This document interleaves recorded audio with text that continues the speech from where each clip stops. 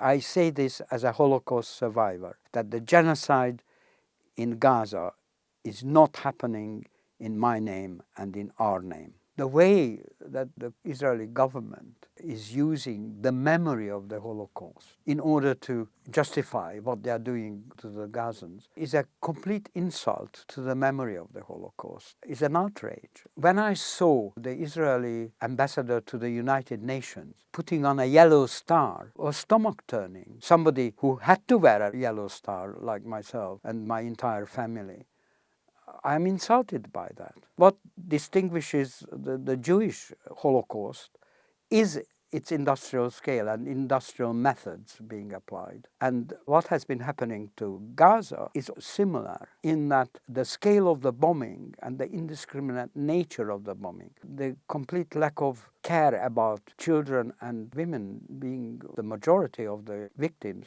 amounts to industrial scale of genocide. The painting of the Palestinian people as worthless, almost animal-like by the description of some of the leaders. That dehumanization enables the population of Israel to tolerate what's going on. The way that Palestinian people who were arrested were treated, having to take their clothes off and parading them, it's part of the humiliation. In the West Bank, the way the checkpoints are organized, the way that you are forced to wait for hours for no reason in order to go to school or go to work, etc. All this amounted to humiliation, similar to what we experienced. The sort of determination and consistency with which they are setting about to destroy the whole of Gaza is very similar to the kind of cruelty and determination of the fascist regimes, some of the actions of the Nazi state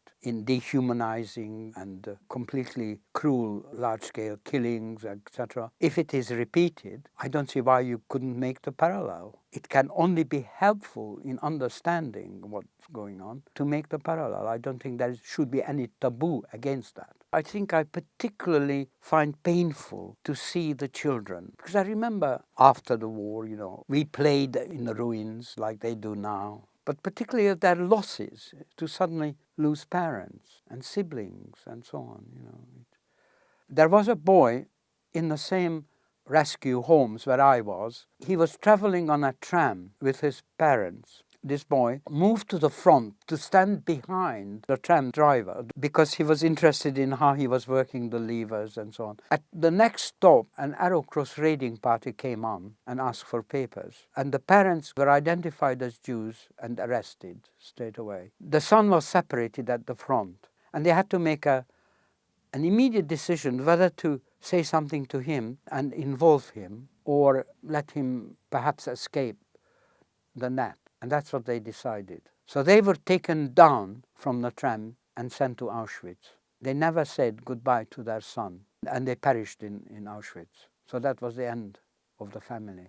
Now, can you imagine the psychological state of that boy who suddenly found himself on his own in this way, not saying goodbye to his parents?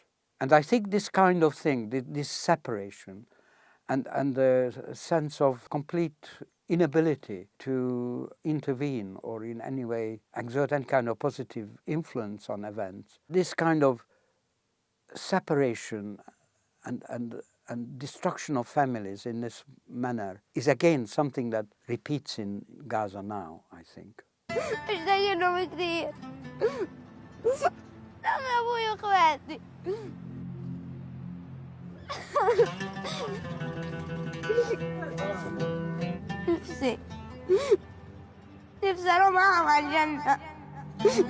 I heard that some families divide the children and leave some with one branch and some with the other, so that at least somebody should survive from the family.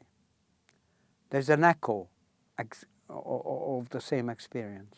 What happened to the Jewish people, the gas chambers and the industrial scale of extermination, and also the sort of invisible aspects, the incredible emotional pain caused, is so horrendous taken together that it seems to me inconceivable that it should be repeated anywhere. in the world. That is why we say not in our name and never again. And this is why I was so totally shocked, particularly by those who I know have gone through the same themselves, repeating it on another people.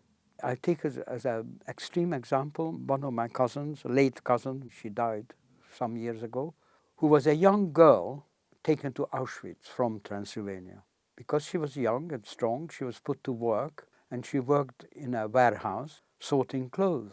And one day she was sorting her parents' clothes, meaning that they had already been taken to the gas chamber. I think it's difficult to understand the emotional experience of doing or being in that situation. Yet she came back to Israel, and first to Romania and then Israel, and she was as racist as the rest of them against the Palestinians. Now, it's beyond understanding how you can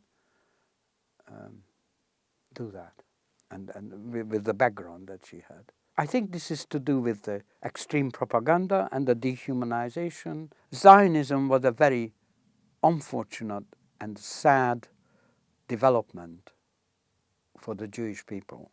It broke a much longer tradition of always being on the side of the oppressed, not the oppressor, and the charitable nature of the Judaism and the humanity that they advocate, into a kind of exceptionalism and nationalism. Everything is the Jews, not a single piece for other people, only for us.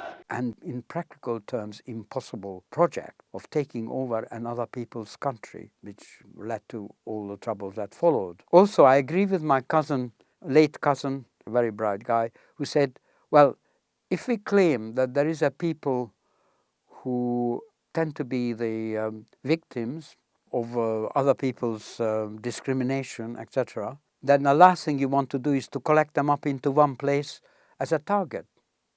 And I think he was right, and I think current events prove it.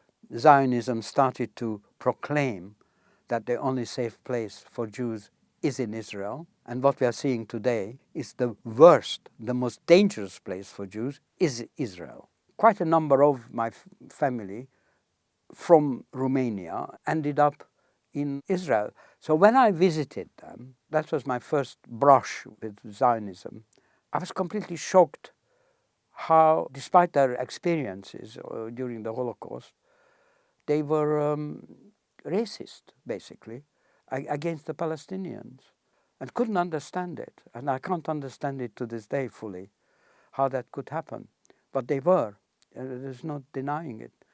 And I found that atmosphere of racism was prevailing generally in Israel.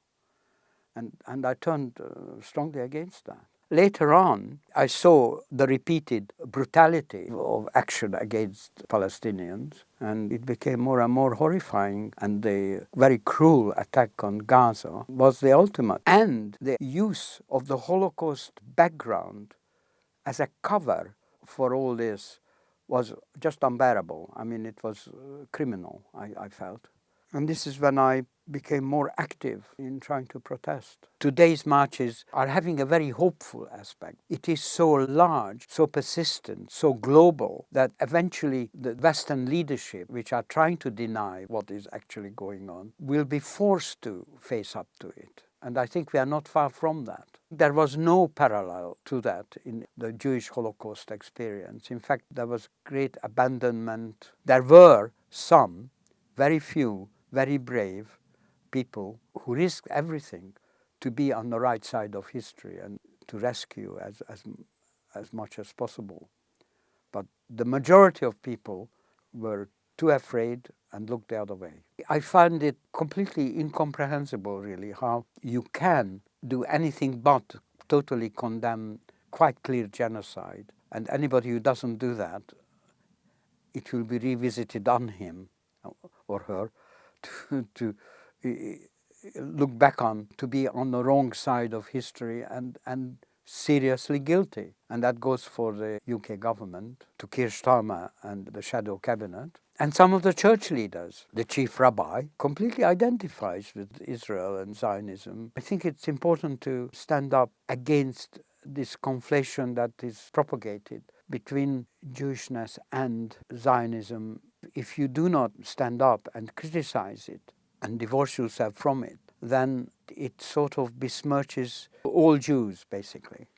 And I think it's essential to show that from a point of view of the morale of the people that is being victimized in the name of the Jewish people, that this is not supported universally by Jewish people at all, but it's simply the Zionist and Israeli establishment which does it, which are not too far from fascistic attitudes. I think fascism thrives on indifference and the general public being intimidated or looking the other way out of self-preservation and comfort. And it's essential that is not practiced, that a certain degree of risk even taken, and always making a stand against injustice. The time will come when history will judge these events. If you are just indifferent, if you do not take a stand, you acquire a degree of guilt without any doubt. And it's important that when that judgment comes, you are found to be on the right side of history, that you had not been, for sake of comfort and advancement or whatever, you had not been inactive. You have to assert yourself against the evils around you. Knowing how the mass media ignores the most important events, it makes it incredibly important to have forums like Double Down News to bring a much more balanced picture to the public. Join the future of journalism, join Double Down News on Patreon.